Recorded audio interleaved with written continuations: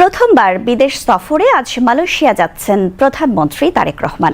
মালয়েশিয়ার প্রধানমন্ত্রী আনোয়ার ইব্রাহিমের আমন্ত্রণে প্রধানমন্ত্রী আজ বিকেলে কুয়ালালামপুরের উদ্দেশ্যে ঢাকা ত্যাগ করবেন। এরপর সোমবার বিকেলে তিনি চীনের প্রধানমন্ত্রী হবে। এই সফরকে বাংলাদেশের অর্থনৈতিক অংশীদারিত্ব জোরদার, বিদেশি বিনিয়োগ আকর্ষণ এবং আঞ্চলিক সংযোগ বৃদ্ধি করার লক্ষ্যে একটি গুরুত্বপূর্ণ কূটনৈতিক উদ্যোগ হিসেবে দেখা হচ্ছে। আগামী 25 জুন প্রধানমন্ত্রী তারেক রহমান চীনের প্রধানমন্ত্রী লি চিয়াংয়ের সঙ্গে দ্বিপক্ষীয় বৈঠক করবেন। এছাড়া 26 জুন তিনি চীনের প্রেসিডেন্ট শি জিনপিংয়ের সঙ্গে সাক্ষাৎ করবেন। চীন সফরকালে প্রধানমন্ত্রী লিয়াওনিং প্রদেশের দালিয়ানে 23 থেকে 25 জুন অনুষ্ঠেয় নিউ চ্যাম্পিয়ন্সের 17তম বার্ষিক সম্মেলনে অংশ নেবেন। ইনোভেটিং অ্যাট স্কেল প্রতিপাদ্যে আয়োজিত এ ফোরামে 90টিরও বেশি দেশ ও অঞ্চলের 1700-এর বেশি প্রতিনিধি অংশ নেবেন।